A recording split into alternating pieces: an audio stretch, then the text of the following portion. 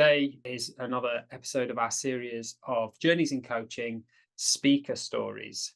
So I'm really looking forward to today's conversation to interview Anita Guru, founder of The Mind Coach, who's going to be delivering 3 lectures in our upcoming trauma course, Coaching and Trauma, Concepts, Boundaries, Effective Practice. So with no further ado, I'd love to hand the microphone to you, Anita. Can you tell us about the work that you do as the Mind Coach? Yeah, fabulous. Thank you, David. So yeah, as Mind Coach, the first thing that I offer and I do part of my practice is coaching. So I coach individuals from different backgrounds, perspectives, and in the corporate world. And I also, so my background is in learning and development. So I design and deliver workshops which are focused on things around sort of well-being, mental health, and I'm also a motivational speaker. Talk about topics again linked to well-being, mental health, my journey, which I'm sure we'll come on to later. Thanks, Anita. We had a great conversation before we started the recording and asked you about your purpose as the Mind Coach. Would you mind sharing that? Yeah, no, absolutely. So essentially, the place that I'm coming from is to educate, empower, and help support others towards having more positive and mental well-being, but then also giving them the tools when they don't. So when they are struggling, there are tools that they can draw on. And this all comes from a place of knowing how difficult it can be when you're not mentally well, when you have a mental illness, and it's, what's needed at that time. And that comes through the 3 things I do: the coaching, the workshops, and the motivational speaking. And that's a way to connect with people to fulfill my purpose. You mentioned sort of your connecting with people, and before we were talking about your journey and what led you to becoming the Mind Coach. Could you share and elaborate on that? Yeah, absolutely. So going back to 2017, it'd been a number of years where I'd been struggling with my own mental health. I've experienced what we call the trauma, big traumas and small traumas. Unfortunately, the big traumas are pretty big, from quite young, losing my parents at a young age, being involved in an accident, and then as an adult being diagnosed with a chronic condition called endometriosis, and then going on to have things like IVF. And I suppose for me, the tipping point was my experience in ectopic pregnancy, and that's what triggered the end point for the trauma and the PTSD. And what followed was about a year and a half of really low mood, high anxiety, and it got to the point where I wasn't really able to function. And I did end up being hospitalized and diagnosed with complex PTSD. And then what followed was a long journey of healing, lots of therapy. So I engaged in group therapy, art therapy, drama therapy, EMDR, which is focused on processing traumas. And for me, just going on that journey and experiencing that it was coming out the other end, I kind of knew I wanted to use that to help others. And I suppose I've always been in that kind of place where I want to help and support others, given that my career was in learning and development. But this was a shift, and I was always had an interest in psychology in my background and my kind of studies. And for me, it kind of, everything came together. And it's through my storytelling, for example, I've connected with people who are in a really dark place, and later have gone on to tell me that had I not been there at that time and told my story, their outcomes could look very different. And it changed their perspective on life, and they were able to make changes to make sure that they had a more fulfilling life. Thanks for sharing, Anita. We mentioned the power of storytelling, not only for people to connect with our story and resonate, but also for ourselves as well. What do we mean by, I'm curious, what do we mean by trauma in the context of coaching? You mentioned various different types of therapy, and I believe you're training as a therapist as well. What's the difference, and where's the boundary, if there is one? Yeah, good question. So with trauma, it's a lot of people might say it's when you go to war or you're in a war, and people associate it with more the kind of extreme big traumas. But traumas can happen in any time. So, bullying and in the workplace, bullying in the playground, a car accident, a burn, that can, your reaction could create a trauma response. So given that it can happen to anyone at any time in a variety of circumstances, and then kind of shows up differently. So the way they will interpret that in trauma internally and the beliefs that they can develop, especially when it's in childhood, that will still be playing out in different ways. So, for example, when you hear people talking about I'm so triggered, what that means in a trauma world is something's happened which has provoked a reaction in you, which might not match the situation. It might feel it's exaggerated or over the top, but it's almost you're reacting to the same reaction that you had in the past to when you experienced the trauma. So when that builds up over time, a lot of people can, they might not verbalize what's going on in their mind, and that can build up, impact anxiety, mood, things like that. So when you're having coaching, some of these beliefs could be coming through. And having that understanding as a coach of, okay, this belief can be traced back to an event and it seems like a trauma response. How can I as a coach support this coachee to unpack that and almost rebuild those beliefs? And especially when it's limiting self-beliefs, which are holding someone back, it comes from a place of knowing, okay, I have a bit of understanding where this might be coming from. So what's the best way to support that individual? I was wondering if, to give the example of myself, a few years ago, had a significant cycling impact on the road, cycling accident, and came off my bike, ended up in hospital. And the whole process of getting back on the bike and riding down that same road again was really, really difficult. And I wondered if I came to you as a client to discuss working up to getting back on the bike and cycling again, is there any hints or advice, tips that you would give to a coach for having that conversation? Yeah, and I suppose one other key aspect when someone experiences trauma, and I hope for you also, having experienced that, things have shifted and you'll be able to maybe understand yourself, is when a traumatic event happens, your brain's alarm system goes off. And what happens is it gets activated and you have your response of, fight, flight, and those kinds of things. But what can happen is your brain doesn't realize, and it will keep on going. That fear, that alarm system doesn't shut down as it should if that trauma is not processed. So what can happen is almost that memory, that experience doesn't get processed and filed away. So it stays live in your mind, in your brain. And anytime you are faced with something that is obviously or not so obviously danger, your alarm system will go off in the same way and you will react in the same way. So I suppose it's that having that understanding of that alarm system and what can support that brain's alarm system to get into a more regulated state. So for example, the example you shared, coachee comes, they've had an experience, there might be a level of trauma and they're scared to go back on the bicycle, go on the same route. It's almost unpacking, okay, sometimes a lot of what can come into trauma is blame and shame. So for example, you could have developed a belief that it's my fault because I didn't do this or I didn't do that, and that could be playing out. But then also, just looking at it from a somatic perspective, is what kind of tools will help you regulate. So some typical ones are breathing exercises, grounding techniques where you're actually engaging your senses to bring you back into the present. So what can happen quite quickly is you go back to the past and it's like you're kind of going over what's happened, or you're worrying about the future and same kind of experience happening again. So it's grounding you back in your present and you're in contact with your surroundings. So as a coach, I think it's great if you can teach some of those techniques and actually practice in the session, because sometimes people have not ever done breathing exercises and don't know, okay, I'm breathing, but what does that actually mean? And there are various techniques, box breathing.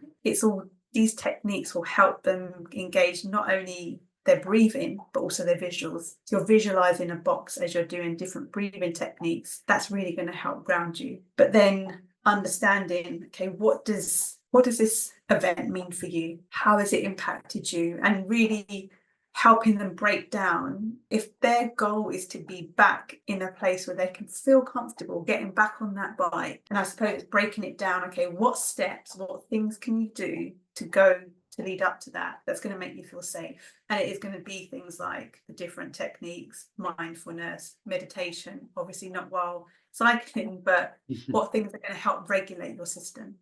So is it a case for a coach then of developing a new coaching style using the techniques and the tools, or are we working with their current style? And I guess I'm asking now from a coach's perspective, how hard is it to, to become comfortable with having conversations about traumatic events, with our client and holding that space?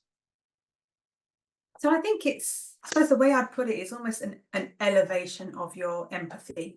So you're bringing in a new awareness into your empathy to allow you to understand an individual. So you're still drawing on the same skills, you're listening, your empathy, holding space, reflecting, all of those skills are still so relevant, but you're bringing into another level of awareness. So again, and I think when someone's talking about a trauma, empathy is going to be so important. It's coming from that place of trying to imagine what it can feel like and not going into fixing, solution mode and all of those, but really giving them that space to experience the feelings that they're potentially bottling up or trying to push down, or thoughts or whatever it might be. I think that's just holding that space for them and making sure that it feels safe. If they are going to open up a potential big trauma, again, this is where that boundary comes in of coaching and therapy. The danger of opening up a big trauma is you re-traumatize that person and you're not trained to then make sure they leave your session safely.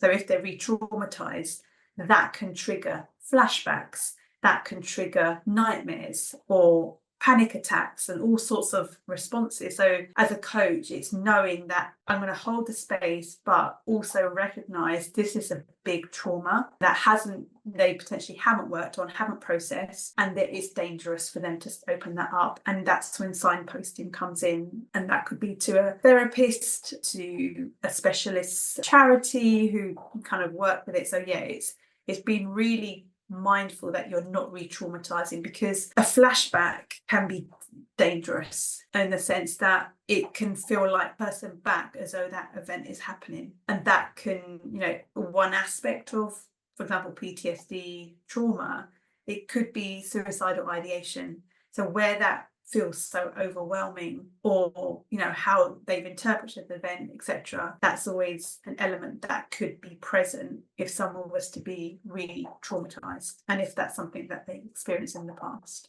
You mentioned contacting a charity there as well, Anita. I'd love to ask you about the work that you do for the mental health charity Black Dog. Yeah, so they are a small mental health charity. They're about 6 years old now, and it's about peer-to-peer support. So people who are struggling with their mental health, they can contact them, and it's all via text. So it's another medium of communication where people might feel more comfortable. They don't necessarily want to pick up a phone or do a video call. And yeah, I came across them a few years ago and became a trustee. So it is very much, again, part of my purpose is how do we reach people and give them that support. And they're great. And as you can imagine, sort of that really appeals to certain generations, and they get such high engagement with their services. And yeah, and there's so many charities out there that offer support, therapy, helplines, support lines, and all sorts.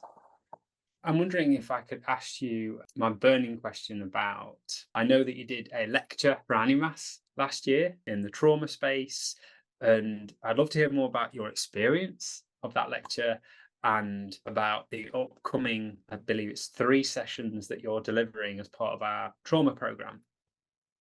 Yes, so yeah, I trained with Animas a few years ago, and again, it's that thing I've always got on my radar. Okay, how can I get the message out there about mental health, mental well-being, and educate and support. So I did approach Nick Bolton to talk about how can we bring this to life, and had a couple of conversations, and he suggested I do a lecture on trauma, which was back in November. It was quite nerve-wracking, and it's one of those things where it's okay, I know I can do it, but then the self-doubt starts to creep in. But yeah, it was such great engagement, and it was a great experience, and it was I think it's almost a couple of hundred people attended. And what I try to do in my personal experience is to bring the learning to life, because I think that's what resonates with people with stories. And even once the lecture had finished, there were so many people still on for the Q&A, and I think it really did have an impact where people were inspired, they felt educated, they felt overwhelmed that, oh my God, this is such a big topic. And yeah, through that I made connections with others, and people were so thankful that I was so open. And I think that's where the impact, and that's where again it comes back to my purpose is, I was able to get people thinking, get people talking about trauma or what that means, especially in the coaching world. And the message that I'm always delivering, really strongly is what I was just talking about. It's knowing where you stop, where your role stops. And one of the sessions that I'm delivering as part of this program coming up is when coaching ends and therapy starts. And it goes back to that point of not trying to open something up that you're not trained to deal with. And we obviously know there's a lot of rogue coaches out there that are not even qualified and calling themselves trauma informed, etc. But it's dangerous because that puts that person at risk. And it's so important that coaches understand that it's not their role. And as much as all the coaches that I've met are so passionate and they want to help, it's knowing that actually you're doing more damage by crossing that boundary, and knowing what to look out for. How can you have the conversation and then do the signposting and what that could look like? I'm really hearing that it's not only really important to know as a coach that some of the tools and the techniques to work with trauma, it's equally, if not more important, to know as and when it's time to signpost to other services, step back before the risk of doing damage for your client. Yeah, absolutely. I know that you're a published author as well, published in Vogue, The Mail, The Telegraph, The Times, and on BBC London. I'd love to know what else is in the pipeline for you, Anita, as well as the lectures for Animas. What is it that you're working on at the moment, and what does the future hold for the Mind Coach? There are, I've been doing stuff around kind of media this year, talking about topics which are personal to me, which I've experienced. And again, it's about raising awareness. So it's a lot around infertility, it's around women's health, it's around mental health, and I think it's going to be in continuation. And so I've got some ideas. So some of my visions involve things like retreats. So for me, I want to bring in aspects of what I deliver, what I have experienced in, what my skill set is, to create something which people can go away for 3 days, for example. And my dream is for them to walk away with a higher level of self-awareness. Again, the tools to support their well-being, but also understanding more about themselves. So, for example, mindset is huge, and it's a big part of coaching. So it's understanding things like, I talk about cognitive distortions, mind traps. Understanding and knowing things around that can be so helpful, because when you get caught in a mind trap, and there are different types, we don't have words for it if we don't know it or don't understand it. So through the education, again, it's knowing yourself so you can then make that change. Group coaching program, so that again, that's something I want to do.